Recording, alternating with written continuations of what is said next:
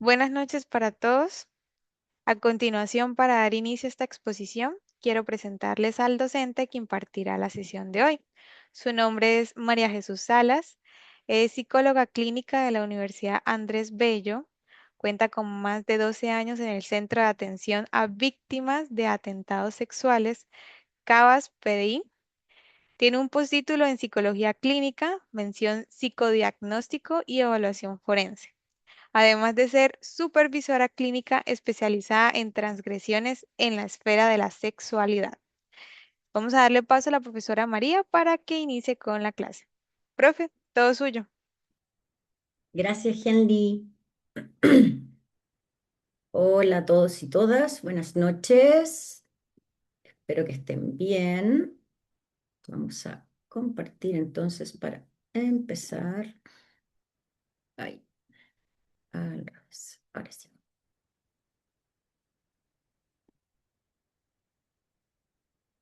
Eh,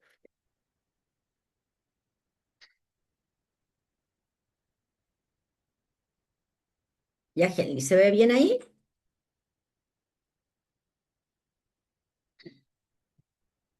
Oh, ¿Qué op- ahí sí. Te escucho cortada. Espero que no sea yo.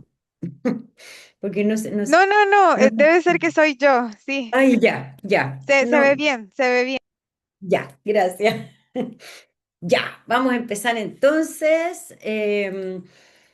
Como les comentaba Henry recién, este seminario se enmarca en el curso que vamos a dar la próxima semana, que tiene que ver con el psicodiagnóstico con niños, donde vamos a hacer un curso netamente práctico, con mucho caso clínico asociado, o sea, casi puro caso clínico asociado a los distintos test que vamos a revisar y que son parte de los test que también vamos a revisar hoy día, porque como objetivo de nuestro seminario vamos a conocer algunos lineamientos del proceso del psicodiagnóstico con niños. Por supuesto que no vamos a profundizar en todo lo que tenemos que hacer, pero algunos lineamientos básicos, y vamos a conocer algunas pruebas gráficas y los objetivos de estas pruebas, que son justamente las pruebas que vamos a revisar a propósito de casos clínicos reales, por supuesto, de evaluación en el trabajo con los niños y con las niñas que han trabajado conmigo. ¿Ya? Entonces, vamos a empezar por qué es este proceso del psicodiagnóstico, y como decía inicialmente, este es un proceso, ¿no? Que tiene que ver con no un momento acotado de la evaluación que hacemos con los niños, sino que un momento que en general debería ser un poquitito quizás más extenso de lo que estamos acostumbrados, donde tampoco es que esté asociado a solo la aplicación de pruebas, ¿no? Entonces, el proceso del psicodiagnóstico se va a configurar en el fondo en una situación donde van a haber roles que van a estar definidos como por una especie de contrato, en el que una persona, que en el caso de los niños probablemente vayan a ser los adultos responsables de este niño, y en algunos casos también incluso los niños lo solicitan, piden ayuda a otra persona, que en este caso vamos a ser nosotros, los clínicos, los psicólogos, que vamos eventualmente a aceptar esta petición de ayuda y vamos a intentar, en el fondo, darle respuesta a lo solicitado, ¿no? Por lo tanto, va a haber un compromiso por parte nuestra a intentar satisfacer en la medida de las posibilidades que vamos a tener a la pregunta que estos adultos o estos niños traen respecto de algunas cosas, ¿no?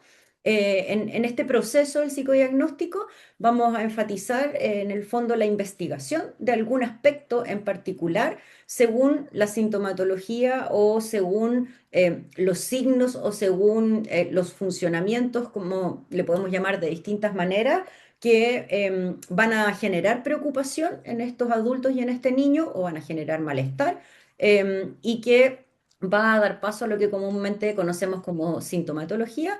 Y también vamos a ver en función de la característica de la derivación, porque muchas veces estos adultos y estos niños no vienen motivados por algo personal, o como la motivación no es personal, sino que a veces responde a una derivación realizada por un tercero que de alguna u otra manera hizo eco, o cuando hay instancias judiciales no necesariamente hace eco, pero como es un mandato judicial, hay que responder a esto y por lo tanto concurren a nosotros, ¿no? Este proceso de psicodiagnóstico va a abarcar distintas áreas, dentro de las cuales, por supuesto, vamos a ver tanto aspectos del pasado y por sobre todo aspectos del pasado de este niño, niña y su familia o su grupo de pertenencia, que es el grupo que lo trae, y del presente en términos de saber qué es lo que está ocurriendo ahora y del futuro en términos de cómo se podría proyectar esta situación que estamos evaluando hacia justamente el futuro, ¿no? Y para eso vamos a utilizar técnicas o distintas técnicas que nos van a permitir llegar a este objetivo, que es tener un poco más de claridad para poder transmitirles a los niños y a sus familias lo que nosotros estamos pensando, ¿no? Después de evaluarlos, por supuesto. Entonces, este psicodiagnóstico que tiene como objetivo el poder dar respuesta a esta situación, es una situación que en sí misma es relacional, ¿no? O sea, hay una relación de nosotros en función de ese niño, en función de su familia, lo mismo al revés, ¿no? De la familia con nosotros, donde todo esto va a ocurrir en relación a un otro o en relación también a las cosas que están ocurriendo, ¿no?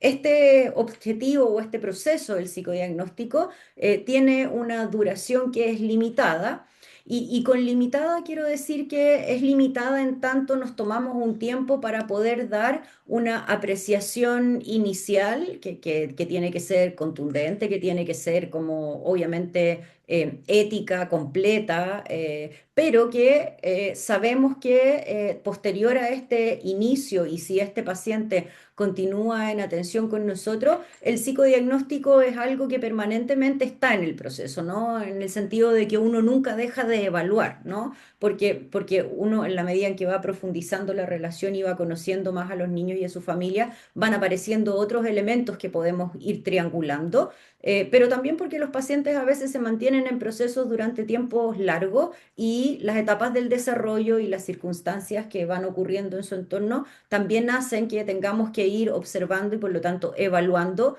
cómo ese niño y esa familia van cambiando su expresión en términos de lo que les va ocurriendo, ¿no? Entonces, esta situación relacional que se acota a este momento inicial tiene como objetivo poder lograr una descripción y una comprensión lo más profunda y completa de la personalidad del paciente o del grupo familiar, o de la persona. En la personalidad quise resumir en el fondo todo lo que es, ¿no? El paciente. No solo estoy hablando de rasgos, estructuras de personalidad y eso, sino que todo lo que implica, ¿no? Que es ese paciente. Hoy en día el diagnóstico está mucho más asociado a algo comprensivo, más como describir síntomas o describir diagnósticos, ¿no? Como etiquetas. Hoy en día lo que realmente aporta y lo que hacemos, que ya afortunadamente hemos dejado de hacer este checklist de síntomas, es que hacemos un proceso donde nos permite comprender por qué ese niño llegó a estar como está ahora o a sentirse como está ahora, porque de esa manera podemos entregarle una información mucho más enriquecida tanto a los padres como al niño, como a los como consultantes en términos de quienes hayan hecho la derivación, ¿no? Entonces, estos diagnósticos estilo DCM, donde hay una lista de síntomas, si bien nos sirven para un orden y para una comunicación entre profesionales, no tienen tanto aporte como lo podría ser hoy en día algo mucho más descriptivo y comprensivo del por qué llegamos a estar como estamos, y cómo podríamos eventualmente posteriormente intervenir, ¿no? Entonces, en el psicodiagnóstico infantil vamos a contar con la presencia de los padres o los adultos responsables que van a llevar a este niño a este espacio para poder ayudarlos en esta pregunta que tienen. Y también vamos a tener, por otra parte, a los niños, ¿no? Entonces, el diagnóstico infantil quizás se complejiza para algunas personas o probablemente muchas de las personas que inicialmente comenzaron trabajando con niños de repente van perdiendo motivación o van dejando de trabajar en esta área, porque como ya podemos intuir desde aquí el comienzo, esto implica un trabajo mucho mayor que el que podemos hacer, por ejemplo, con un adulto que no tiene una condición de dependencia y donde no tenemos que intervenir con otras personas de su entorno, ni con los colegios, ni con tribunales, ni con los papás, ni con, bueno, una serie de otros como lugares donde este chiquitito o chiquitita se desarrolla, ¿no? Entonces vamos a pensar aquí por una parte en los padres o los adultos responsables y en los niños, que no significa que no vayamos a considerar a estos otros entidades como colegios, como tribunales, porque también tenemos que incorporarlos para recabar información y para comprender de manera mucho más cabal a este niño. Pero los principales actores finalmente son estos niños y sus adultos responsables, ¿no? Dentro de los procesos o de las fases del psicodiagnóstico, vamos a tener, por supuesto, como primera instancia, o no primera, pero dentro de las primeras instancias, un encuadre que tiene que ver con la explicitación de lo que vamos a hacer en este contexto, de cómo lo vamos a hacer y también como las condiciones, ¿no? En términos de la hora, el día, la frecuencia en que vamos a realizar esta actividad los que trabajan en el ámbito profesional como particular también van a fijar elementos que tienen que ver con los honorarios. Hay algunos centros que también están asociados al pago de honorarios de los profesionales, que son cosas que también vamos a discutir dentro de las formalidades de este proceso psicodiagnóstico con los adultos a cargo de los niños, ¿no?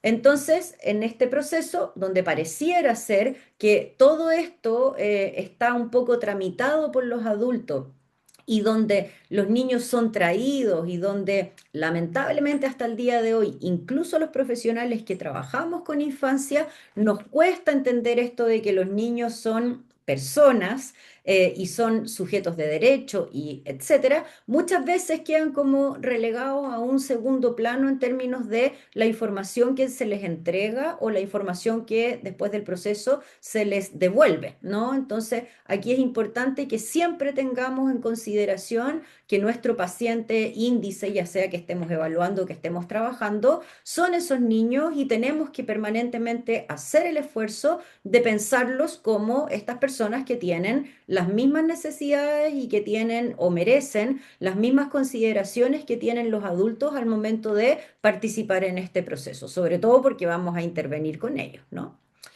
Entonces vamos a tener etapas como entrevistas o una serie de dispositivos o de herramientas en el fondo que vamos a trabajar, donde la entrevista inicial va a ser un hito que es fundamental y donde vamos a preguntarnos, ¿no? En el caso de los niños, ¿cómo podríamos hacer estas entrevistas iniciales? Y aquí no es que haya nada que esté como bien o mal en términos de que podemos elegir dependiendo de lo que a nosotros nos haga sentido, dependiendo de las necesidades que podamos haber como detectado en los niños y en los padres, cómo poder proceder en estas entrevistas iniciales, ¿no? Y una de las preguntas es, por ejemplo, las entrevistas iniciales o la primera entrevista, ¿la hacemos solo con los adultos responsables de este niño? ¿La hacemos con los niños y además con los adultos o la hacemos solo con el niño y posteriormente trabajamos con los adultos, ¿no? Entonces, es algo que, como les digo, no es que haya una única forma. En mi caso en particular, cuando yo trabajo con niños, yo prefiero tener una o un par de entrevistas inicialmente solo con los adultos para poder recabar información importante, para yo poder hacerme una idea de quién es este niño y quién es esta familia con la que me voy a encontrar y donde por cosas obvias como que yo no quisiera poder recabar algunos elementos delante del niño porque no son pertinentes a la conversación o a la exposición del niño, no voy a pedirle a los padres que traigan al niño para que el niño se quede afuera de la sala sin la posibilidad de entrar o entrando unos minutitos muy cortos, porque es complejo, si para un adulto es complejo, estar en un lugar que no se conoce, estar solo, donde tus padres están detrás de una puerta con alguien que tampoco conocemos y los niños se ponen bastante ansiosos, se angustian mucho, entonces se genera una sensación de malestar y un punto de partida quizás un poco negativo a la disposición del espacio y por lo tanto yo le pido a los padres que acudan solos a las entrevistas iniciales y posterior a eso yo incorporo a los niños en el proceso. Pero como les digo, esto es algo que distintos profesionales lo organizan de distinta manera y siempre, idealmente, eso está como asociado a las necesidades del niño, así que si es que algo logramos entender de cuáles son esas necesidades o las características de este niño, idealmente eso nos va a ayudar a tomar las decisiones, ¿no? Entonces, este proceso nos va a permitir conocer al paciente, nos va a permitir, no solo al paciente, sino su familia, dónde se desenvuelve, como en términos escolares también, en términos de algunos otros profesionales, etcétera, que nos haga hacernos una idea de quién es este niño con el que vamos a trabajar.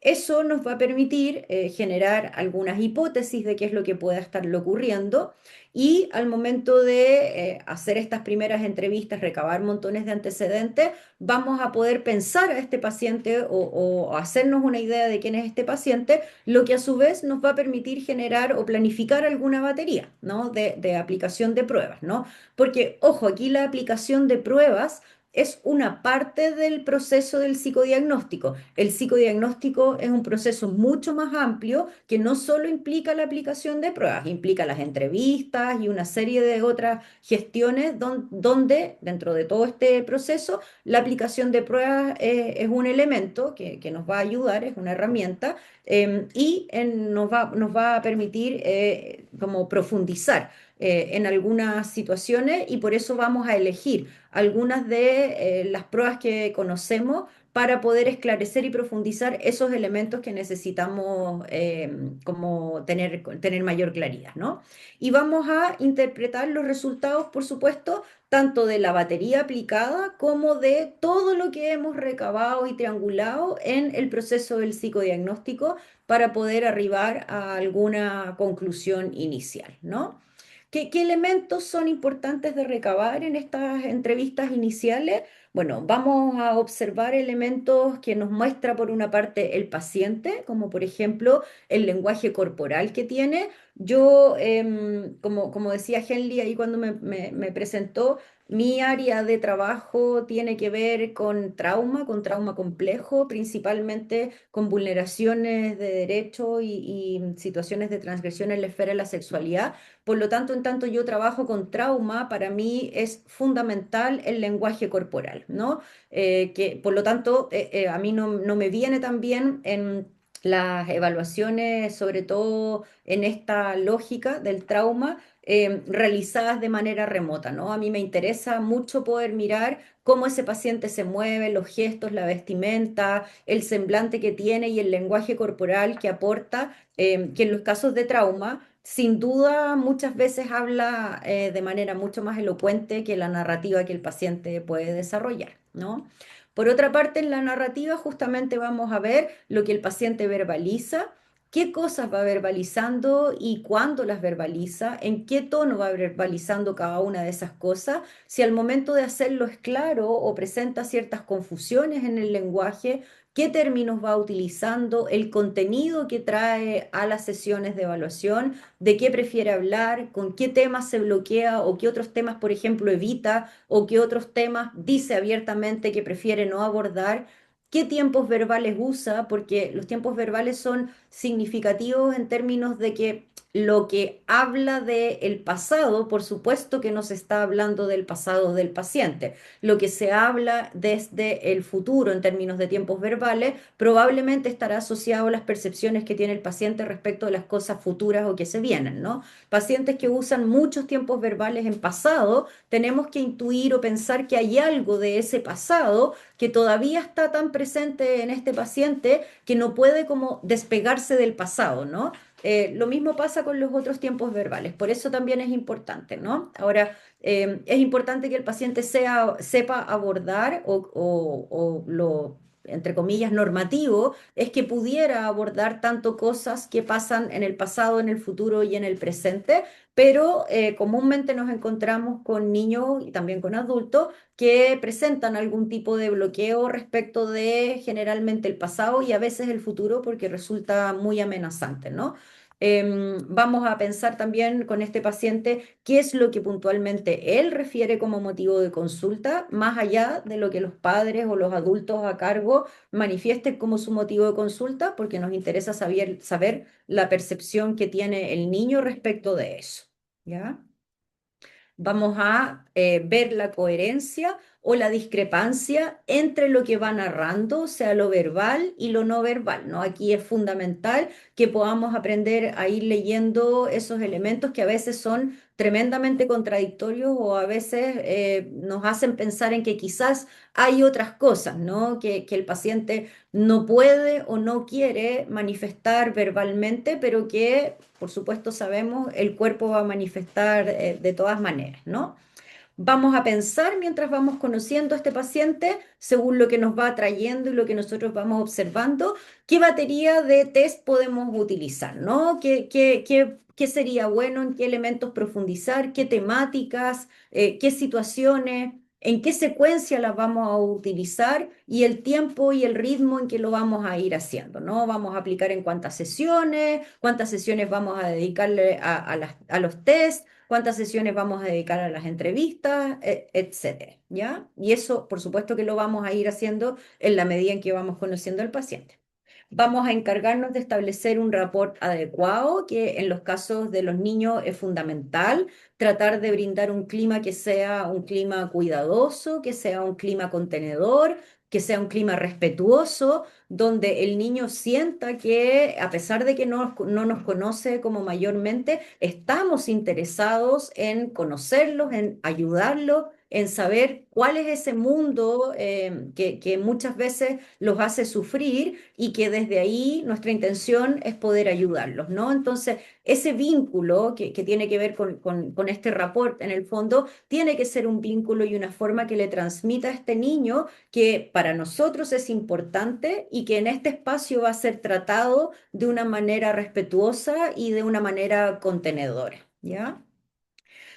Vamos a observar qué nos pasa a nosotros con el paciente, vamos a observar qué le pasa al paciente con nosotros, ¿no? ¿Qué elementos pone en nosotros, qué elementos proyecta y también lo que a nosotros nos va pasando con ese niño? Hay niños con los que nos cuesta más trabajar, hay niños con los que nos cuesta menos, hay niños que nos generan desde un comienzo una especie de como afecto cariñoso, amoroso, hay niños que nos generan rechazo. Y todos esos elementos son información tremendamente significativa al momento de conocer quién es este chiquitito, ¿no? ¿Qué motivo de consulta el niño manifiesta? Valga la redundancia, como manifiestamente. ¿Y qué motivo de consulta latente podemos dilucidar? Que lo vamos a hacer probablemente a través de técnicas más proyectivas o no tan directivas, porque los elementos latentes, por supuesto, son aquellos que por una parte no han podido acceder como a la conciencia 100% y por lo tanto el paciente no los va a poder contar. O por otra parte hay pacientes que no tienen tan elaborado, no logran entender tanto, pero esos elementos igual tienden a surgir en los procesos de psicodiagnóstico, ¿no? En las entrevistas que vamos a realizar con los padres o con los adultos responsables de este chiquitito, vamos a observar un poco de este mundo, que es el mundo de los adultos que se relacionan con él. Y vamos a tratar de dilucidar con ellos dentro de muchas otras cosas, ¿no? ¿Qué vínculo une a estos adultos entre sí? ¿No? Son adultos que son parejas, son padres que están juntos, son padres que están divorciados, son padres que están separados y están separados en una como separación destructiva o en un conflicto, o no son padres, sino que es una abuela, es una hermana, son tíos, es una familia de acogida, es una institución. Entonces, tenemos que tener claro esos elementos. Vamos a ver también dentro de esa dinámica que tiene que ver con los adultos, cómo estos adultos incorporan al hijo o a este niño en esta relación que tienen, ¿no? En esta dinámica. De qué manera el niño es o no a veces incorporado dentro de esta situación adulta. ¿Cómo es el vínculo de cada uno de ellos con el hijo para poder entender? Porque una cosa es cómo se vinculan entre ellos los adultos y otra cosa es cómo se vinculan los adultos con los niños, ¿no? Entonces es importante hacer esa diferencia y tratar de observar algo de eso. ¿Cómo es el vínculo del hijo con ellos también? Porque esa es otra manera de vinculación. No necesariamente lo que reportan los padres de cómo ellos se vinculan con el niño, o incluso lo que reportan los padres de cómo el niño se vincula con ellos, es lo que el niño reporta de cómo es su vínculo con sus adultos significativos, ¿no? Cómo es el vínculo de cada uno por separado con el niño, ¿no? Porque ocurre, y no poco frecuentemente, que al momento de estar los adultos, vamos a poner la configuración padre, madre, hijo, se tienden a veces a generar dinámicas que en ocasiones son muy diferentes a las dinámicas que se desarrollan en relación como madre sola con el hijo o padre solo con el hijo. Y eso también es importante que lo podamos evaluar, que podamos acceder a ello a través de la entrevista o que podamos evaluarlo a través de sesiones vinculares también, donde podemos ver in situ esa manera de vinculación para todos los lados, ¿no? De los niños a los adultos, de los adultos a los niños, entre los adultos y, bueno, todo el mundo de este chiquitito, ¿no? Y vamos a desarrollar algo que lamentablemente, y no sé mucho por qué, pero lamentablemente se le dedica un tiempo absolutamente insuficiente, que es lo que tiene que ver con la anamnesis, ¿no? Tenemos que tomarnos el tiempo necesario para poder desarrollar una anamnesis que nos permita comprender la historia de estos padres, la historia que hay en torno a este niño y la serie de eventos a los cuales estos padres han estado expuestos a lo largo de su historia, incluso transgeneracionalmente hacia atrás, y también de lo que le ha ido pasando y cómo se ha ido desarrollando este niño en este contexto que tiene que ver con los adultos más cercanos, pero también con el mundo al cual se va insertando, como por ejemplo sala cuna, jardín infantil, otros profesionales que lo atienden, etcétera. Entonces vamos a hacer una anamnesis muy detallada porque ahí probablemente vamos a encontrar muchas, de hecho la mayoría de las respuestas en torno a por qué este niño hoy en día está funcionando, está sufriendo, está desarrollándose de la manera que les ha motivado a venir a este proceso de psicodiagnóstico, ¿no?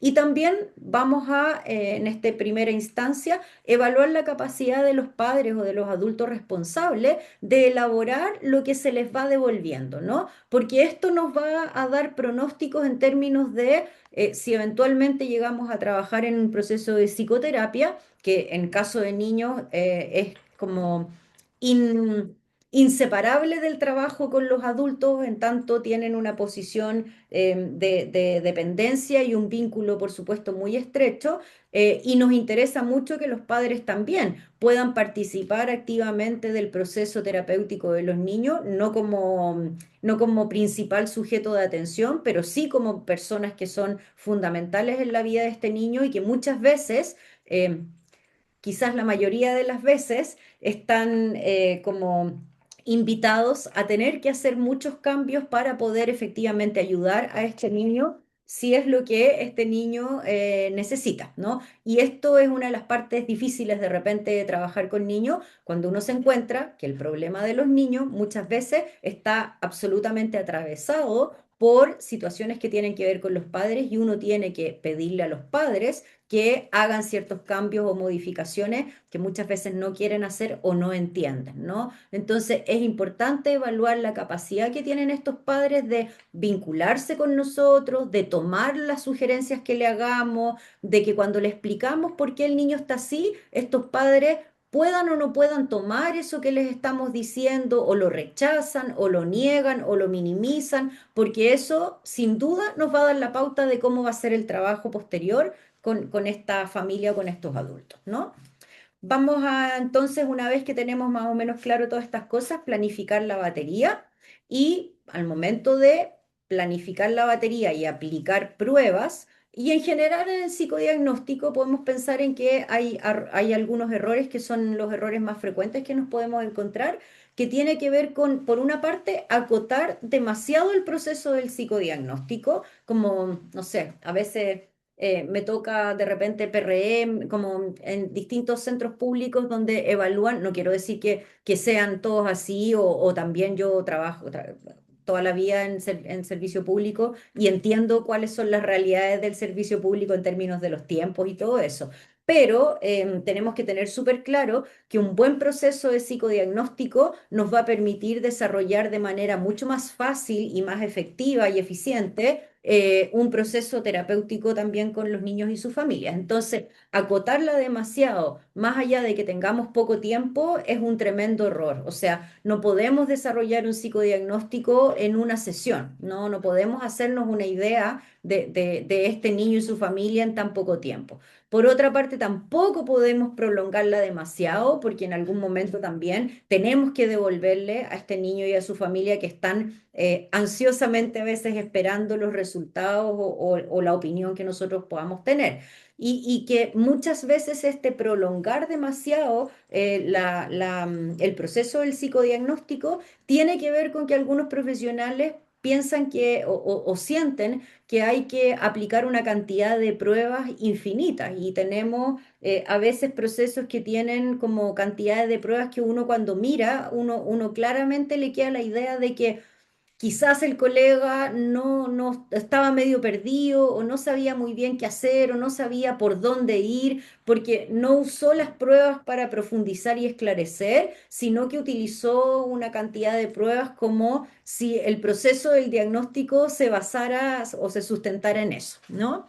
Tenemos que elegir la batería considerando el conflicto del paciente, considerando dentro de lo posible, y esto algunos expertos ahí como Siqueiro Campo dice que tenemos que tratar de cubrir las distintas formas de expresión que pueda tener un ser humano al momento de poder evaluar, porque hay niños que funcionan muy bien desde lo narrativo, pero muy mal desde las gráficas, por ejemplo, o muy mal desde lo físico y por lo tanto el juego no se les viene tan bien, o niños que están tremendamente traumatizados que abiertamente no pueden desarrollar un juego. Entonces, para poder abarcar y evaluar las distintas posibilidades, tenemos que echar a andar las distintas formas de acceder al mundo interno de ese niño, ¿no? Por lo tanto, puede ser en términos, elegir pruebas que tengan que ver con lo lúdico, pruebas que tengan que ver con lo verbal, pruebas que tengan que ver con lo gráfico, dentro de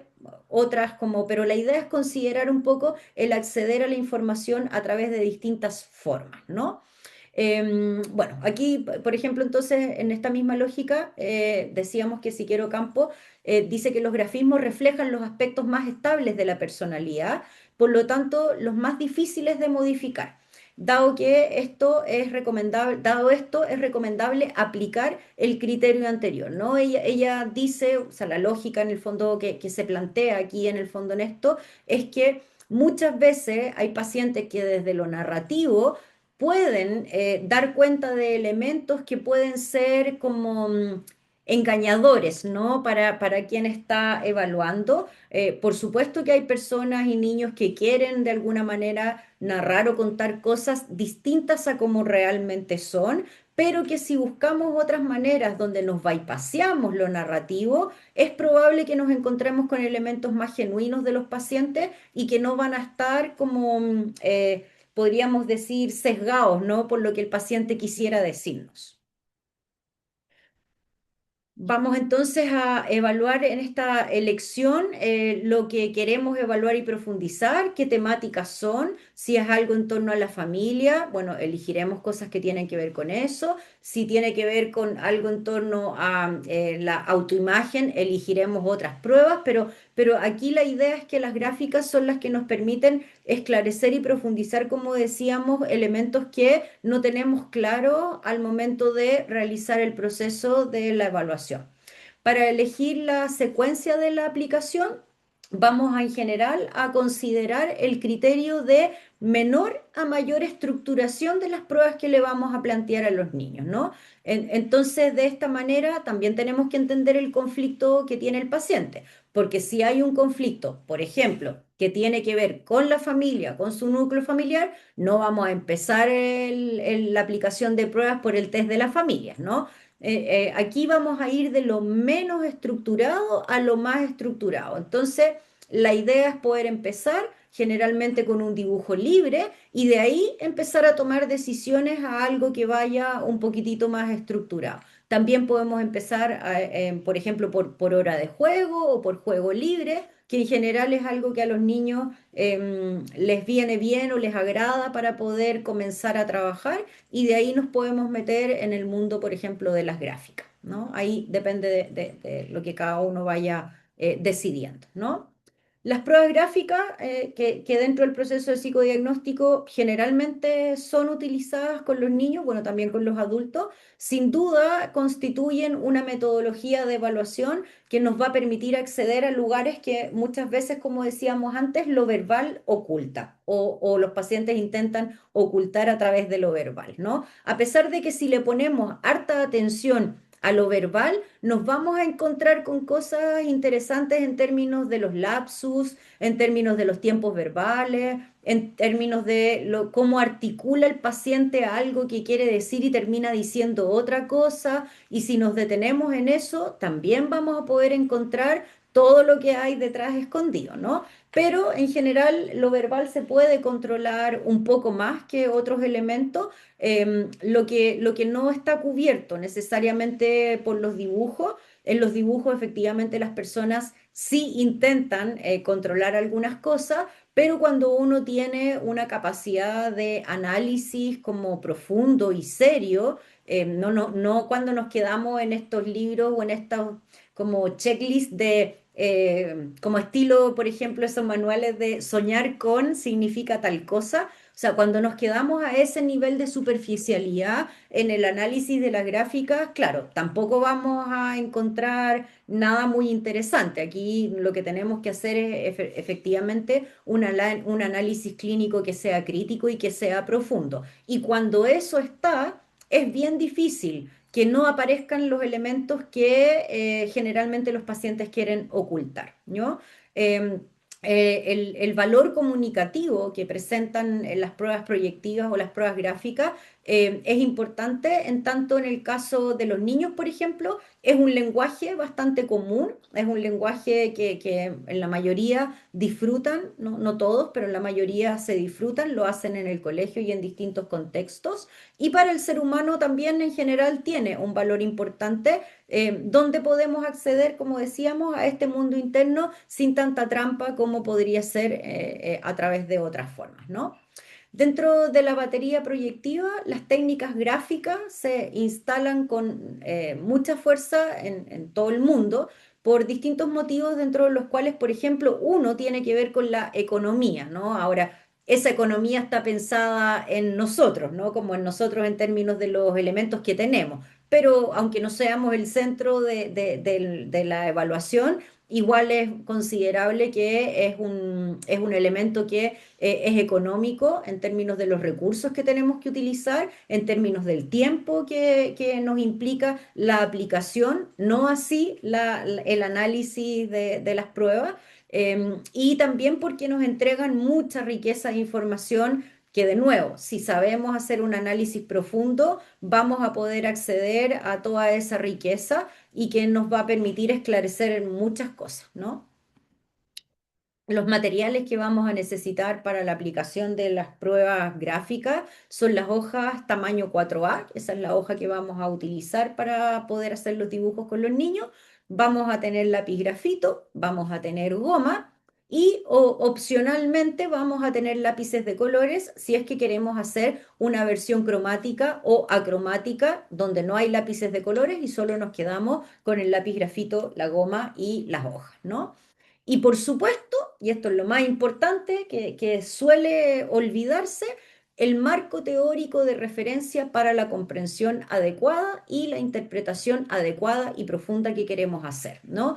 Sea el marco teórico que sea al que nosotros vamos a adscribir, lo importante siempre en nuestra clínica, ya sea desde el momento de la evaluación hasta el momento del trabajo psicoterapéutico, tiene que estar enmarcado en un marco teórico. El marco teórico es el que nos va a permitir darnos la pauta de poder entender y comprender a ese niño en lo que le está ocurriendo y en cómo poder actuar, ¿no? Si no tenemos un marco teórico y solamente nos quedamos en, por ejemplo, eh, la intervención al estilo de técnicas de intervención, sin comprender la teoría que nosotros podamos tener detrás del caso, de lo que le está pasando al paciente, de la técnica que estamos utilizando, va a llegar un momento donde nos vamos a quedar sin técnica, sin saber qué hacer, sin saber, por ejemplo, en un dibujo, qué es esto que apareció que no lo encuentro en ningún libro.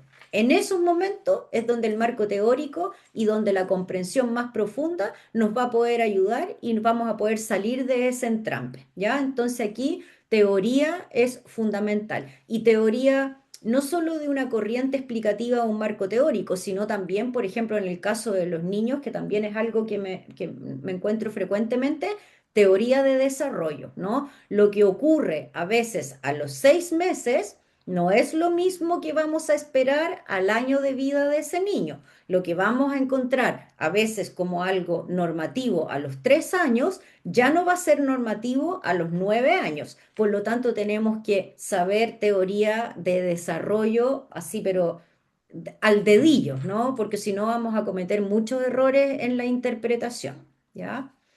Las principales test gráficos que se utilizan y que, bueno, dentro de mi área, como yo trabajo en el ámbito psicolegal y todo tiene que estar debidamente utilizado, que sea una metodología que sea validada en nuestro país, porque sabemos que pruebas hay montones y de repente uno se encuentra con algunas que le parecen fantásticas para poder evaluar algunas cosas. No podemos cometer en el ámbito de la legalidad, como por ejemplo, al momento de ir a un juicio oral, no podemos cometer el error de decir que yo apliqué una prueba que no está validada en Chile, porque de ahí para adelante todo lo que yo pueda decir va a carecer de ningún peso y me van a desacreditar, ¿no? Ahora, dentro de los test gráficos que utilizamos frecuentemente, y aquí con tranquilidad los pueden usar para los que trabajan en esta área, están el test del dibujo libre, el HTP, que es la casa árbol persona, el test de la figura humana y sus variantes, donde encontramos muy frecuentemente el persona bajo la lluvia, y los test de la familia y sus variantes, donde yo principalmente utilizo el familia cinética actual, porque me interesa como el aporte que hace esta prueba, pero también donde hay distintos test de la familia que también pueden ser utilizados dependiendo de lo que a ustedes les guste, lo que ustedes manejen y lo que, por supuesto, siempre el niño necesite. El test del dibujo libre, como decíamos, es un buen punto de partida para un psicodiagnóstico porque es en términos de las gráficas el que tiene una consigna menos estructurada y además porque el test del dibujo libre lo que nos va a permitir explorar es, por una parte, el motivo de consulta latente que trae ese paciente, así como también la fantasía de curación que pueda tener este paciente respecto de su motivo de consulta, ¿no? Entonces, esta va a ser la temática a dilucidar que nos va a permitir entender que para ese paciente o ese niño, a pesar de que me haya dicho que viene porque, no sé, le está yendo mal en el colegio, por ejemplo, nos vamos a quedar a un nivel con esa narrativa, pero si tenemos la idea de que aquí pueden haber otras cosas para este niño, podemos aplicar el dibujo libre y vamos a tener algunas luces o ideas respecto de eso. El HTP, por otra parte, hay distintos autores que han trabajado con este test, también hay distintos autores que lo han explorado y lo han reanalizado y lo han reutilizado, etcétera. Y depende de estos distintos autores podemos encontrar varios elementos significativos dependiendo de cómo lo quiera uno entender o cómo lo quiera uno abordar, ¿no? Según estos autores, entonces el test nos va a permitir explorar. Por una parte, vamos a observar la imagen interna que el paciente tiene de sí mismo y del ambiente en el cual él se desarrolla, que es el ambiente hogareño, ¿no? Como a ese ambiente nos estamos refiriendo cuando hablamos de ambiente en el HTP. La casa, para algunos autores, va a poder dilucidar elementos asociados, por una parte, al cuerpo del niño, por otra parte, puede ser también al interior de la madre, a la imagen materna que ha ido internalizando este niño o al hogar parental. Aquí lo complicado y cuando se nos empieza a complejizar todo esto es que al momento de mirar un indicador en la casa, puede ser que ese niño nos esté hablando de alguno de esos elementos o de más de alguno o de todos a distintos niveles. Entonces tenemos que ir cruzando información y pensando en distintos niveles. El árbol, para algunos autores, va a poder darnos luces de aspectos más inconscientes de él sí mismo, va a darnos elementos asociados también a, otros autores dicen, a la imagen de autoridad, que tiene que ver con la imagen paterna que ha ido internalizando el niño. Entonces va a pasar lo mismo que cuando hablemos de la casa. Puede ser lo uno o lo otro o las dos cosas en distintos niveles, ¿no?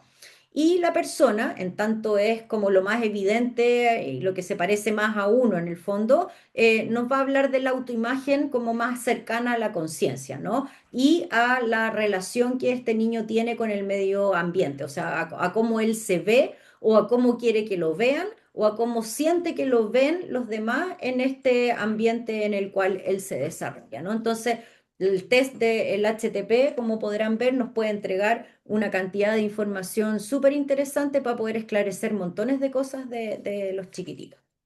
El dice, el test de la persona bajo la lluvia, si bien sabemos que el test de la figura humana nos va a entregar información de la percepción que tiene el niño de sí mismo, o sea, cómo yo me percibo, cómo yo me quiero mostrar, cómo yo, etcétera.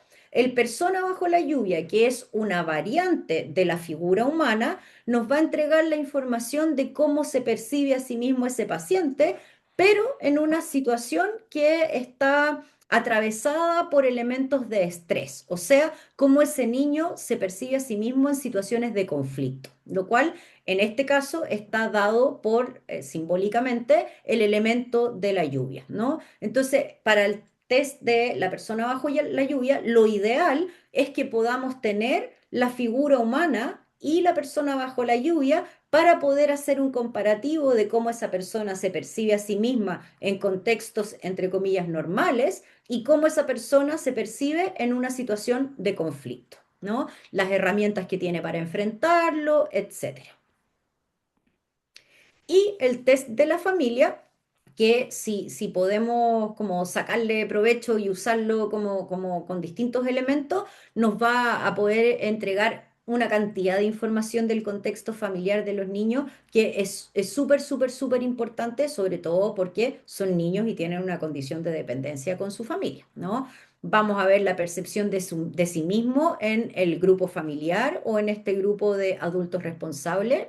Vamos a ver la percepción de cada uno de los miembros de la familia, o sea, la percepción que el niño tiene de cada uno de esos miembros, la percepción de las vinculaciones que se dan intrafamiliarmente, la percepción de los roles que este niño le asigna o percibe que tiene cada una de estas familias y todas las fantasías que hay o que va a tener este niño en torno a la familia, ¿no? Vamos a ver, por esto es que yo hago el familia kinética, ¿no? Porque el familia kinética le agrega el elemento de él haciendo algo, ¿no? Y al momento de estar haciendo algo, el niño tenga que elegir ese haciendo a mí me entrega mucha más información que solamente una familia, entre comillas, estática, ¿no?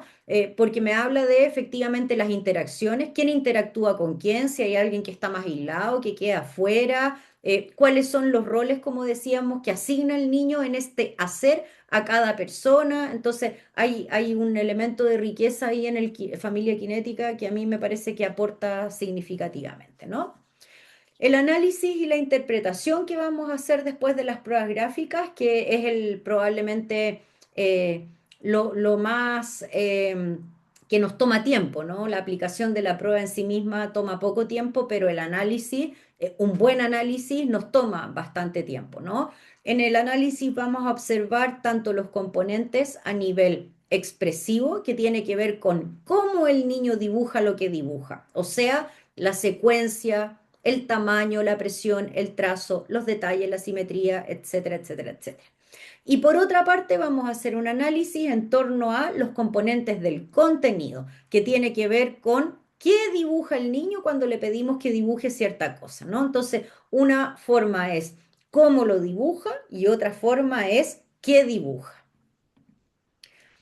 Vamos a también analizar las historias que le vamos a pedir a los niños y esto es fundamental. Siempre le tenemos que pedir que haga una historia o que narre una historia. Los más chiquititos, por supuesto, no pueden escribirla, que realicen en torno a el dibujo que les pedimos que hicieran.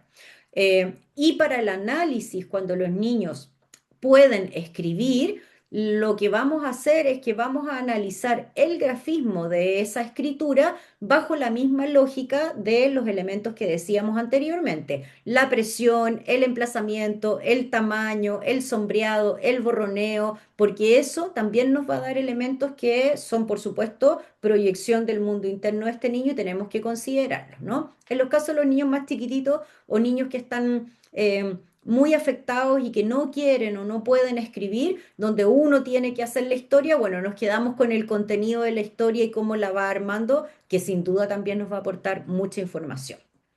Y finalmente, después de cada prueba, vamos a realizar un interrogatorio. No al final de todas las aplicaciones, sino que al final de cada prueba hacemos un interrogatorio, ¿no?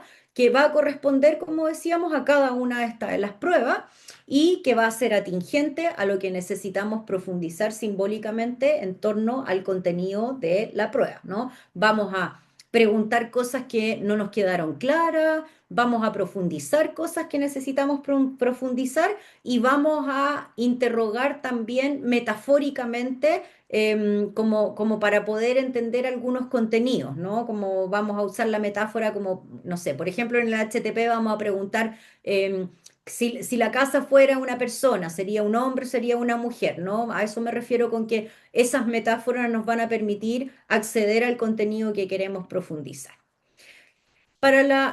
Finalmente, en el fondo, para la adecuada interpretación de las pruebas, debemos realizar un análisis basado en diversas hipótesis, ¿ya? No vamos a utilizar, como lo dije al principio, aquí ningún criterio causal, ¿no? Aquí nada va a ser A igual B. Ese B va a ser como arribado, vamos a llegar a este B en la medida de entender la subjetividad de ese niño, la historia de ese niño, quiénes son los padres, todos los otros elementos, porque eso es lo que nos va a dar el contexto para poder darle un sentido a esa A para poder decir B, ¿no? O sea, en este sentido, cuando, por ejemplo, los niños dibujan una figura humana pequeñita, no nos vamos a quedar con como con el título la etiqueta de, por ejemplo, inseguridad, ¿no? Porque eso, que es lo que yo decía, que no nos vamos a quedar en esos análisis superficiales,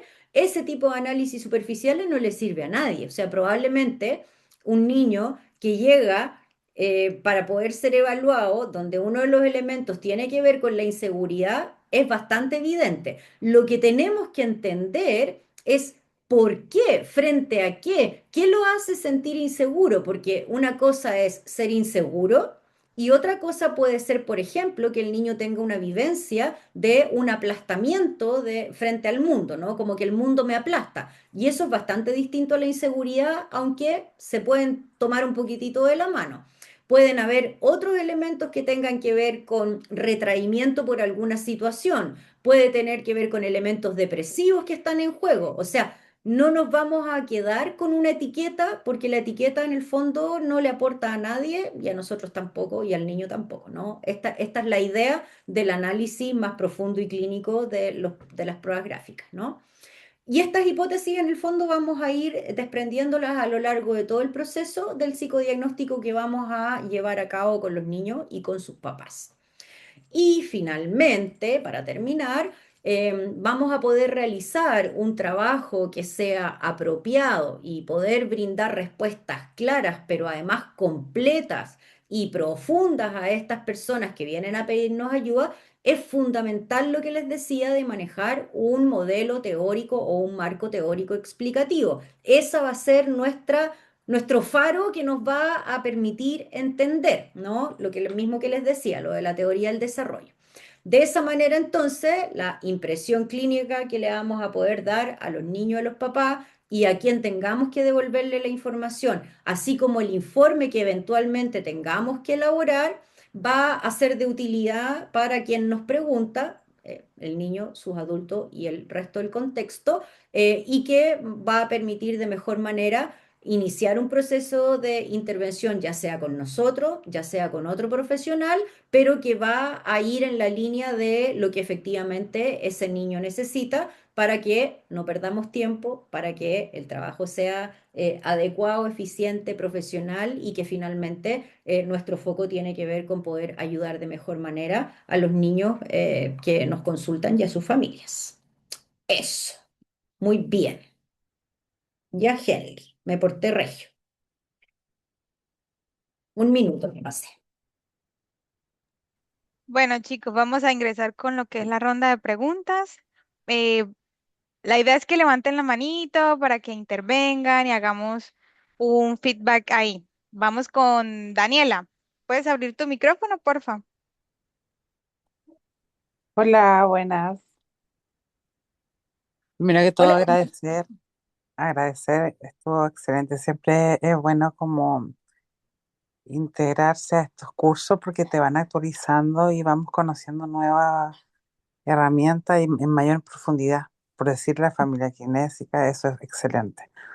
Mi pregunta es, que de hecho la realicé en el chat, es que en una ocasión me tocó pedirle a un pacientito que dibujara que hiciera el test de la familia, pero él me la graficaba siempre con animales. Ujú. ¿De qué manera se puede interpretar? ¿O es necesario pedirle que lo haga con figura humana? ¿O yo lo puedo seguir interpretando de esa forma? Es que depende, po. Siempre mi respuesta va a ser depende, porque depende de muchas variables. Uno, Mm. depende de si, si le pediste familia de animales, porque eso también es una variante del dibujo, o sea, de las pruebas de la familia.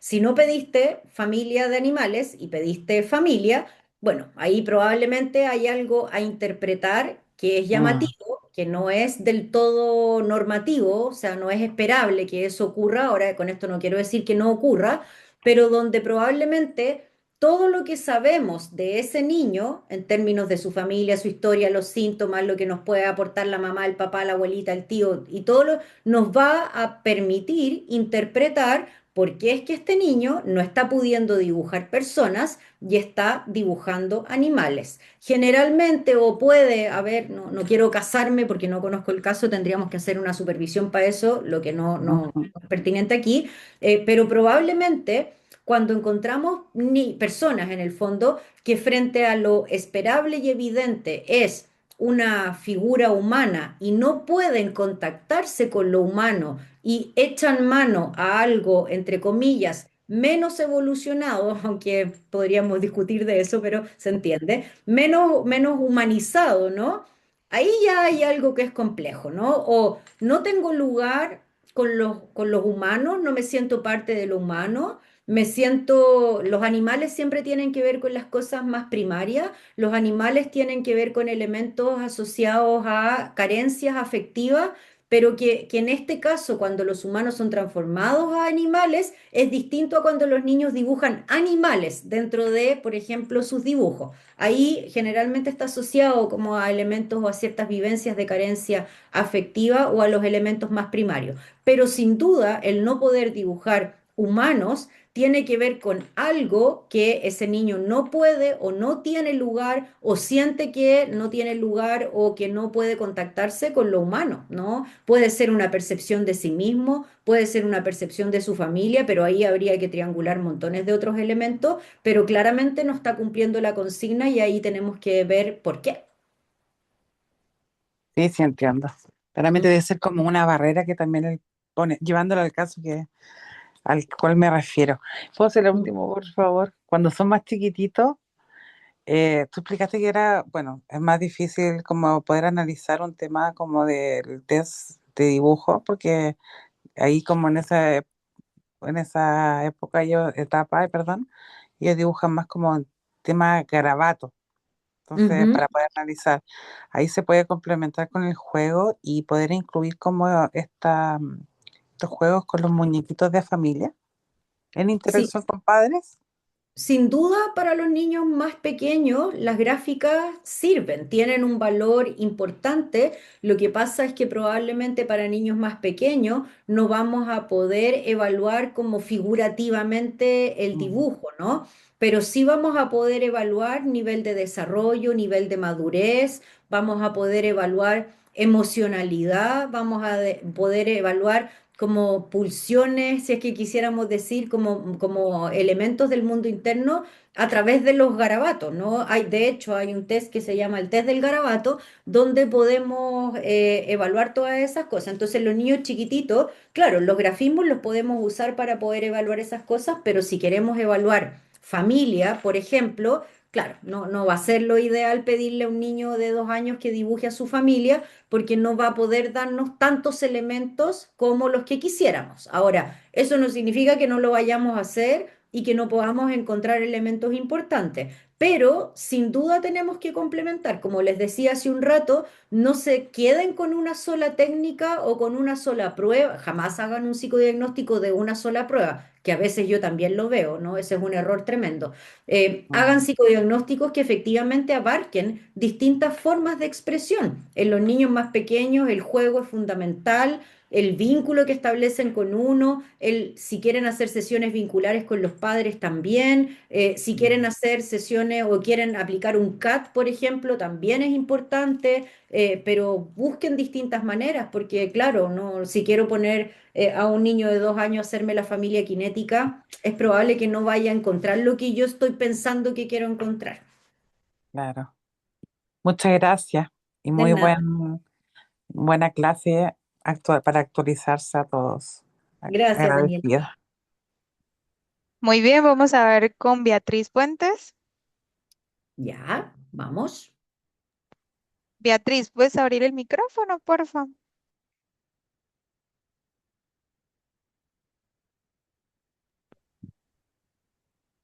Se Ahora fue sí me Ahí escucho. está. Ahora sí, Beatriz, sí. Ya, es que no me dejaba activar el micrófono. Ya, sí, mi pregunta es bien cortita. Tengo una duda respecto a qué considera usted que es como pertinente en cuántas sesiones hacer el psicodiagnóstico antes de empezar con la terapia propiamente tal. También depende. Ujú. También depende de qué tan claro, qué tan complejo sea el niño, qué tan clara y compleja sea la familia, qué tan grave o no grave sea el caso, qué tan delicado llegue emocionalmente o no el paciente, o sea, depende de tantos elementos. A veces hay niños con los cuales uno rápidamente se hace una idea, o lo que no significa que uno no tenga que recabar otros antecedentes. Ahora, en mi área, que tiene que ver con trauma, trauma complejo y situaciones como complejas, los profesionales como expertos, estoy hablando de Barud y Van der Kolk, como personas que se han dedicado a la investigación en esta área y que han generado incluso como metodologías de terapia y de trabajo, Por ejemplo, Barudi refiere o como recomienda que un proceso psicodiagnóstico en un caso de trauma o de maltrato o de vulneración no debería durar menos de 2 o 3 meses para poder desarrollar con un paciente, ¿no? Porque hay que hacer efectivamente una investigación de muchos elementos para poder tener una idea de la complejidad del funcionamiento y por qué es que este paciente llegó a funcionar de esta manera, ¿no? Entonces, en general, en mi trabajo, yo me tomo más o menos unos 2 o 3 meses para poder desarrollar un proceso psicodiagnóstico, lo cual, como les digo, es un estimado, porque siempre depende del paciente y de las características de él y su familia.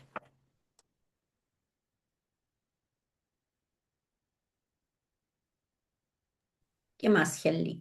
Vamos a contestar la pregunta, perdón, de Elizabeth. Elizabeth, ¿puedes abrir el micrófono, por favor?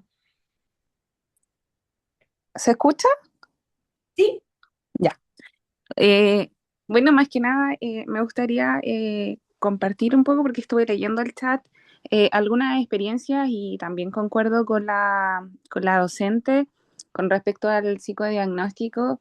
Eh, lo que pasa es que dentro de los psicodiagnósticos que me tocó realizar dentro de un programa de familia acogida, sí consideré, al principio lo veía como que era mucho 3 meses, pero luego sí me di cuenta que incluso una semana antes de ya hacer el informe, aparecían nuevos antecedentes, relatos, en este caso de los niños, niñas, adolescentes, en cuanto a vulneración de derechos, a pesar de que uno igual iba haciendo, por eso igual quiero también abordar lo otro, que es el complemento que ella decía sobre los instrumentos, porque aparecen hechos súper relevantes en cuanto al mismo contexto cultural, pese a que uno va a hacer visitas domiciliarias, tiene entrevistas, en este caso en el programa, vas recabando información en un momento, va todo en calma, pero como decía anteriormente, ya una semana antes del informe llega un relato como, por ejemplo, voy a dar un ejemplo, en fiestas patrias, por ejemplo. Oh, tía, la otra semana es el 18, yo ya he probado el terremoto o ya he probado la michelada y ahí uno empieza nuevamente a indagar. Por eso creo que es un tiempo bastante considerable y que sí, después te va entregando más información y ahí uno va complementando con los instrumentos, en este caso. Yo no fui certificada para realizar el test de la persona bajo la lluvia, todo esto soy psicóloga, tampoco el test de la familia. No obstante, las mismas herramientas que uno va obteniendo en la universidad, las etapas del desarrollo, que también encuentro que es súper importante que los informes yo voy integrando, no sé, voy a dar un ejemplo, Carolina se encuentra transitando.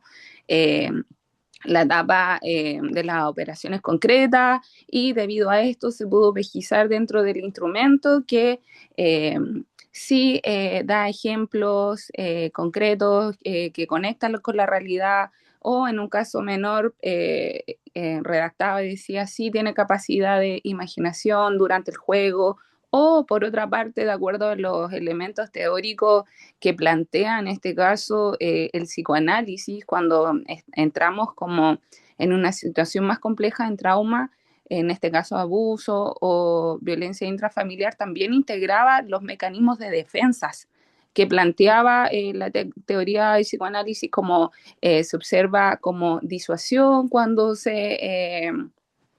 un mecanismo disociativo cuando se integraba alguna temática. Entonces yo me iba integrando todo aquello. Y por eso quería compartir como mi experiencia porque me sirvió. Al principio yo tampoco sabía hacer informes, pero sí luego me iba adaptando de acuerdo a aquello. Se encuentra transitando la etapa del desarrollo tanto, tanto, pero eso más que nada quería integrar y lo otro que alguien preguntaba si no quiere, no sé, po, en el test de la familia, integrar a personas y integrar, no sé, animales. El relato es súper importante porque tú le puedes preguntar una historia que te cuente una historia del pasado, presente y futuro, y eso también te va entregando mucha información, y a raíz de eso tú vas integrando también lo que has tenido anteriormente en las entrevistas, en los relatos que en este caso el niño o la niña te ha ido dando, o en las mismas visitas a terreno. Pero más que nada eso quería aportar, y también obviamente me encuentro a todo esto interesada en el curso porque también estoy muy interesada en seguir aprendiendo, pero eso es más que nada porque vi que muchas personas tenían como el análisis es cuestionable. Y hoy en día todo suma, desde lo teórico todo suma. Eh, Así que eso más que nada quería compartirle a los colegas, trabajadores sociales o psicólogos que están acá. Eso. Gracias. Sí, pues efectivamente hay cosas que, aunque quisiéramos o aunque el tiempo apremia, los recursos apremian, no se pueden lograr en poco tiempo, ¿no? Hay cosas que lamentablemente solo tienen que ver también con tiempo, con profundidad, con que tengamos claridad también de qué es lo que estamos buscando en el psicodiagnóstico, porque yo creo que muchas veces el psicodiagnóstico se acota en función de no entender por qué estamos buscando lo que estamos buscando, ¿no? Y eso tiene una lógica atrás. De cada pregunta que yo hago en la anamnesis es para poder entender elementos que yo sé qué es lo que quiero entender detrás de lo que estoy preguntando. Entonces, como por ejemplo, no sé, ayer, hoy, no, hoy día en la mañana, hoy día en la mañana me toca supervisar a un equipo y estábamos supervisando un caso de trauma de un chiquitito muy traumatizado de una de las chicas que estaba interviniendo, y que había sospechas de una situación de abuso, habían otras cosas, la situación del niño era tan grave y no se condecía como con los elementos que aparecían, y dentro de las cosas que empezamos a pensar o a trabajar, en un momento yo les pregunté, por ejemplo, como como línea religiosa, por ejemplo, tenían en la familia, y la niña no tenía idea. Les pregunté si sabía, por ejemplo, a qué línea política adscribían, y tampoco tenía idea. Le pregunté cómo era la sexualidad de los padres, si había explorado la sexualidad y las fantasías sexuales de los padres. Tampoco. Entonces, es difícil poder arribar a una idea si nos saltamos cosas que son tan fundamentales y determinantes. Entonces es importante entender cuál es la lógica detrás de todas las cosas que buscamos en el psicodiagnóstico. Y yo creo que muchas veces nos pasa que no sabemos y por eso lo acotamos, ¿no?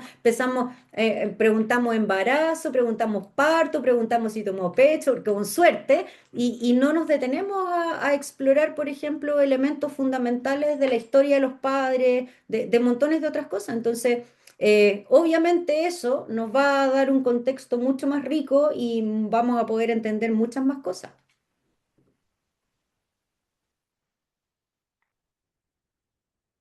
Ya, Henry, ¿cuántas Sí, más? pues quedan dos, profe, pero realmente ya estamos sobre la hora. Ya, no, Ya, usted manda, yo aquí soy sí. subordinada suya, así que usted manda. Sí, sí. Chicos, recuerden que esto es un seminario, esto es un abrebocas. La idea de esto es que se puedan inscribir al programa. Ahí estaremos respondiendo sus preguntas a mayor profundidad, estaremos dando contenido que ustedes necesitan y estaremos lo más seguro respondiendo consultas que ustedes de repente en estos momentos tienen, ¿sí? Yo les voy a pasar, ¿Puedo agregarte algo ahí? sí, sí, iba a decir, le doy el pase para que también los invite, profe. Sí, lo interesante quizás como para que tengan claridad del programa, como porque el programa dice test y casos, ¿no? Pero no vamos a dedicarnos a mirar o a aprender los indicadores, ni qué significa. Vamos a hacer análisis de casos clínicos, ¿no? Vamos a utilizar la excusa de las pruebas en el fondo para poder revisar puros casos clínicos, ¿no? esbozar lo mismo que yo dije hoy día de este te sirve para esto, este sirve para esto, este sirve para esto. Y de ahí para adelante vamos a hacer análisis clínicos de distintos casos. Entonces es una invitación, como decía la Henley, a esto, a la discusión, a la profundidad, a la pregunta, y si esto, y si esto otro, y si lo pensamos aquí, lo pensamos allá. Entonces es un espacio principalmente de discusión clínica asociado a la temática. Así que a mí me parece que es un espacio que en general cuando lo hemos hecho lo aprovechan y es bien valorado porque tenemos pocos espacios también de este análisis y discusión clínica. Así que los dejo invitados ahí para eso. Ya, Henry, ahora sí. Sí, profe, muchas gracias por también estar con nosotros en la noche de hoy, compartir su tiempo y su conocimiento y esta invitación para hacer este nuevo programa. Sí, chicos, anímense, inscríbanse y nos estaríamos viendo la próxima semana para comenzar con este programa nuevo. Profe, Súper. nosotros nos vamos a la dinámica del sorteo. Dale, yo Aquí nos quiero. despedimos. No, no, no, yo quiero ver quién va a salir del sorteo y ahí me despido. Me encanta la parte del sorteo. Vale, bueno, entonces vamos a compartir pantalla Voy a y dejar de compartir yo entonces. y daremos unas indicaciones.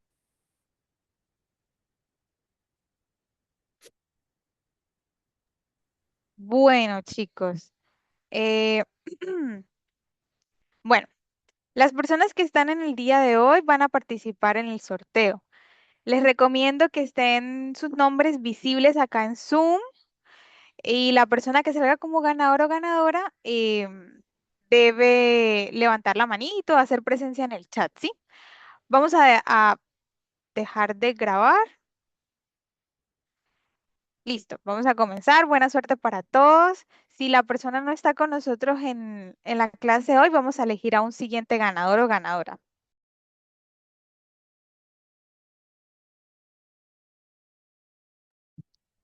Carolina Labarca, vamos a ver si está con nosotros Carolina. Carolina, Carolina,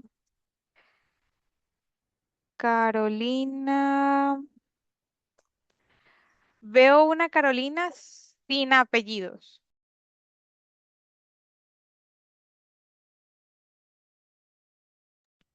Carolina Labarca, ¿estás con nosotros? Porque no te veo. Carolina a la una, Carolina a las dos, Carolina a las tres. Sí, chicos, como que se va al agua. Vamos a elegir un siguiente ganador.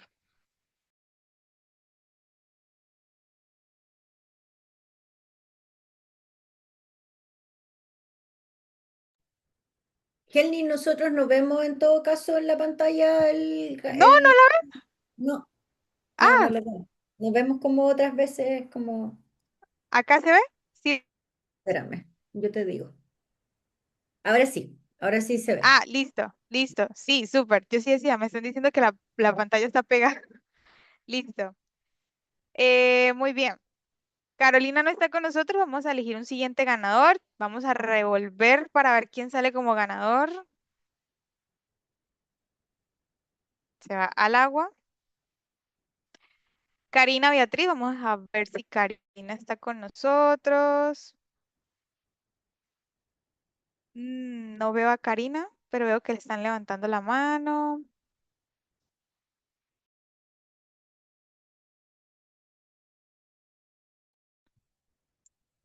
No, Karina no está con nosotros. Veo que ahí alguien está diciendo que son casi siempre puras mujeres. Es que estamos dominando el mundo. Es que lamentablemente, como dice Barudi, las mujeres siempre estamos metidas en esto, un poco los hombres. Sí, vamos a elegir un siguiente ganador. Vamos a ver si esta vez es hombre. Vamos a ver, vamos a ver. Constanza Anaís. Vamos a ver si Constanza está con nosotros.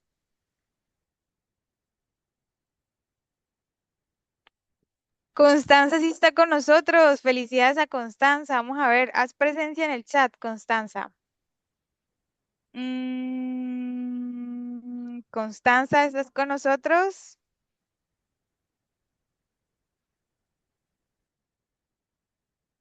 Sí, acá estoy, dice.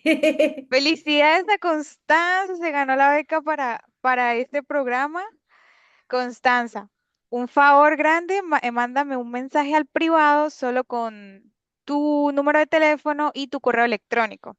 El equipo de ADIPA estará en contacto contigo dentro de los próximos días para que hagamos efectiva esta beca. ¡Felicidades! Felicidades. Ya, ahora sí yo te dejo, Henry. Vale, profe, está bien. Nos vemos entonces en la próxima. Nosotros nos quedamos Gracias, acá, chicos. Henry, por tu apoyo y gracias a los chicos y a las chicas por la participación. Los espero la próxima semana. Un abrazo. Muy bien, chicos. Nosotros vamos a ir a la certificación.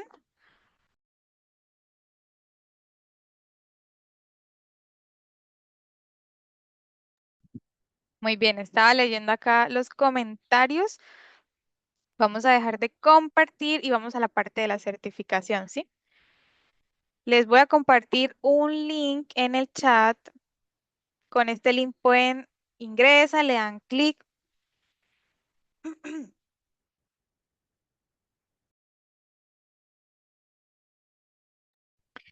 Listo. Muy bien, aquí les comparto el link de la certificación. Vamos a compartir también pantalla con el QR por si a algunos se les hace como más fácil. Ay, eso le iba a decir después. Tenemos un cupón de descuento, pero vamos a primero hacer lo de la certificación. Comentarles que van a recibir su certificado de asistencia, tienen que ingresar, llenan el formulario con sus datos personales y este les llegará a su correo electrónico dentro de los próximos 20 minutos. Este link tiene una duración de 24 horas. Es posible que esté un poquito pesada la plataforma para poder generar el certificado, pero sigamos intentando, ¿sí, chicos? Otra cosa, ahora sí les voy a decir, van a tener un cupón de descuento, este les va a llegar a su correo electrónico, ¿sí? Entonces, estén pendientes que este cupón lo pueden aplicar a la compra de este programa que va a dictar la profesora María Jesús. Muy bien, vamos a revisar acá los mensajitos. Sí, ¿puedo enviar el link de nuevo? Sí, claro. También les voy a compartir el link para que revise el programa. Aquellos que quieren revisar cuánto cuesta, cuándo es. Ay, listo. Creo que ahí estamos compartiendo pantalla bien. Sí, estamos compartiendo pantalla bien. Dice, no abre el link. Voy a intentar acá. Voy a intentar abrir acá desde mi teléfono a ver cómo nos va. ¿Vale? Espérenme un minuto.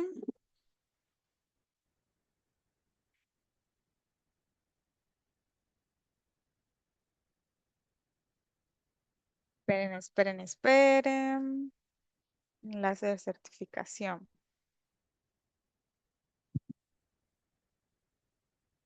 Está cargando.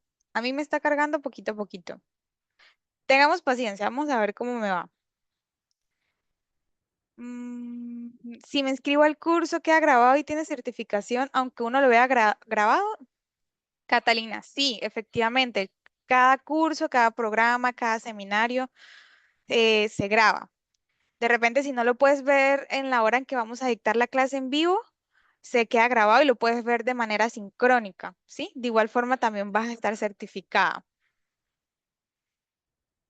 Vamos a ver, ya, espérenme un momento para ver cómo nos va con el link.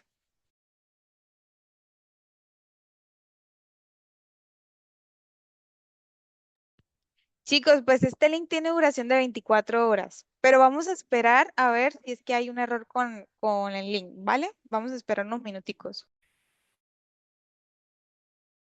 Dexy pregunta, el video de este seminario, ¿dónde lo podemos ver? En nuestro perfil de YouTube lo pueden conseguir. Muy bien, chicos, mire, si me está cargando, solo tenemos que dejar que de verdad termine de completarse la página.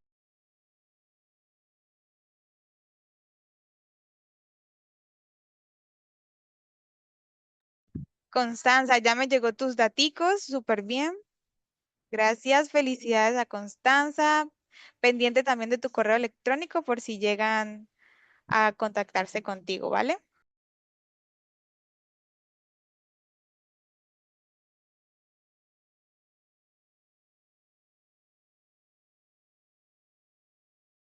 Gloria pregunta, ¿mencionaste un descuento para el curso? Sí, efectivamente.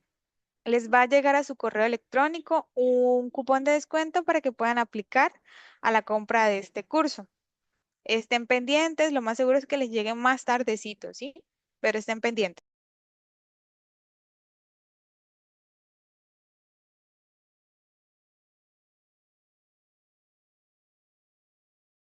Vamos a compartir nuevamente el link. Ya veo que algunos sí los está dejando. A mí me dejó. Aquí lo tengo, ya se los voy a mostrar que está sitio para computador.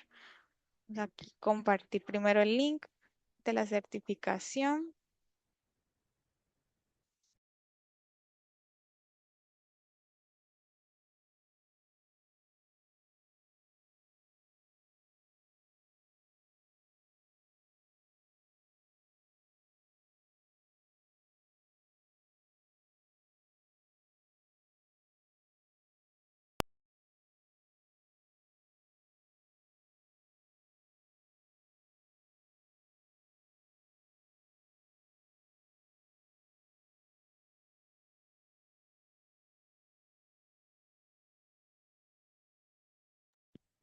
Ahí estamos compartiendo pantalla, tengamos paciencia.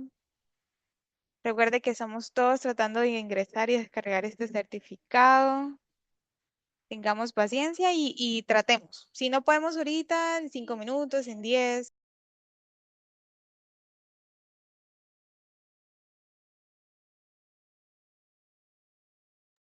Sí, el link dura 24 horas, sí, efectivamente. Solo tengamos paciencia porque es que este link, o sea, el servidor es para todos los seminarios, entonces se pone un poquito pesada la página, ¿sí? Ah, miren, sí me cargó, ¿vio? Tenemos que esperar unos minutos.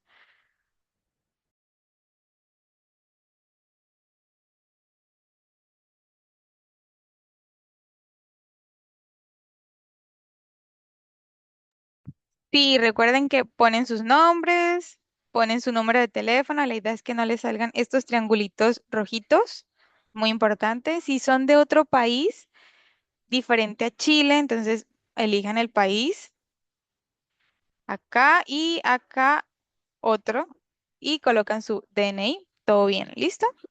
Le dan acá el recuadro y luego le dan ver certificado, ¿sí? Y les va a llegar a su correo electrónico.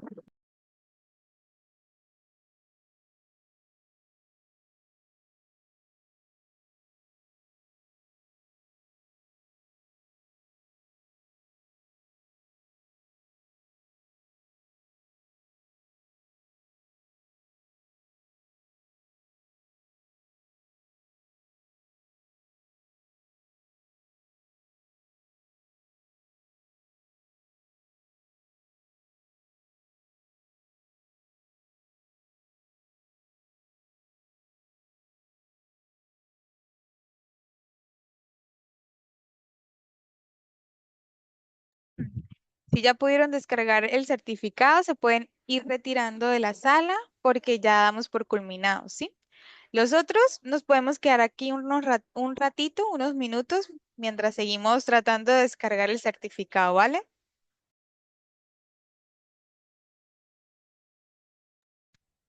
Sí, alguien estaba preguntando que si el valor del curso eran 30.000. Sí, yo también estoy viendo acá y sí, efectivamente, pero 30.000 pesos chilenos.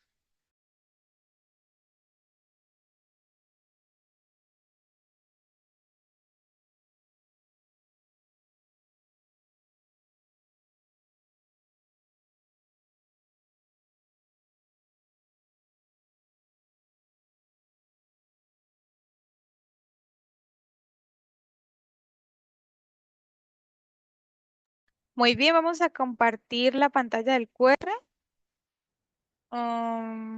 Ay, como que esta no era, era esta. Sí, sí se está viendo. ¿Ven el QR en pantalla? ¿Me confirman, porfa?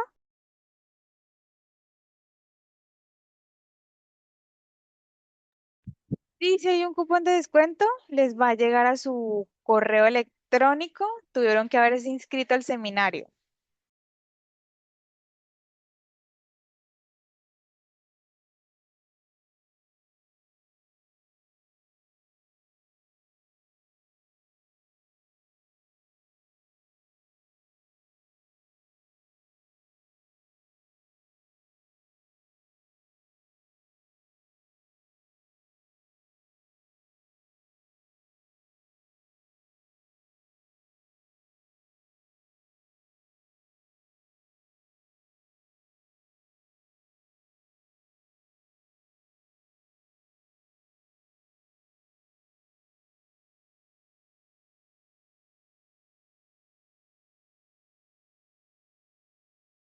Natalia pregunta cuánto demora.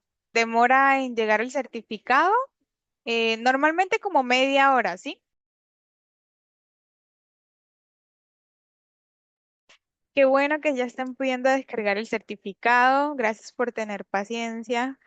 Eh, Nos veríamos entonces en la próxima ocasión, chicos, en el siguiente seminario.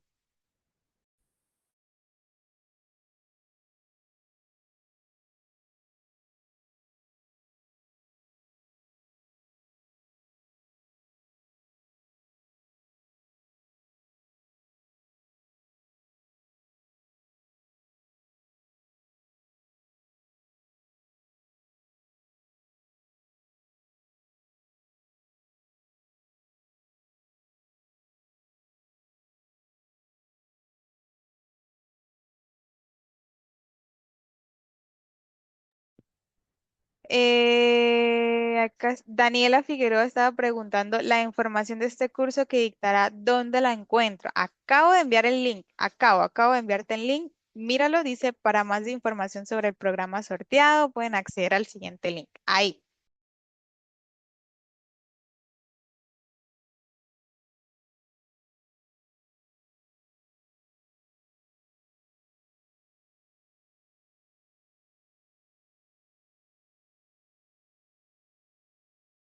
No, chicos, recuerden que ustedes mismos tienen que generar su propio certificado. Si no lo generan, no les llega.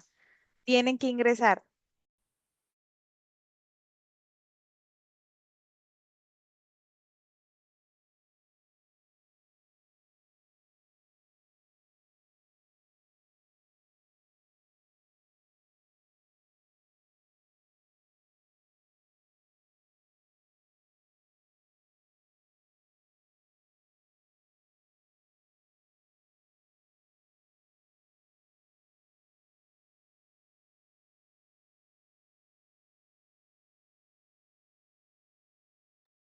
Bueno, compartiremos 2 minutos más de sala y luego procederemos a cerrar.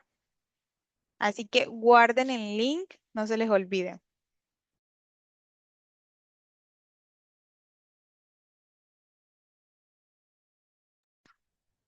Yamil, esa pregunta, mira, normalmente hay personas que cuando lo generan, la página de una vez le permite ver el certificado, ¿sí?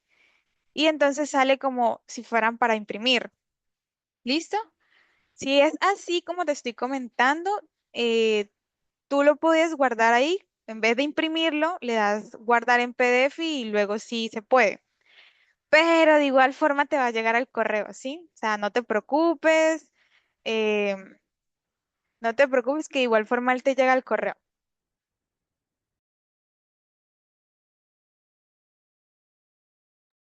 La otra opción, Yamil, es que vuelvas a llenar tus datos personales, o sea, vuelvas a llenar el formulario y lo vuelvas a generar. A veces puede ser un error de plataforma. Cualquiera de los dos pueden ser, o esperas a que te llegue el correo o lo vuelves a generar, si lo quieres de una vez.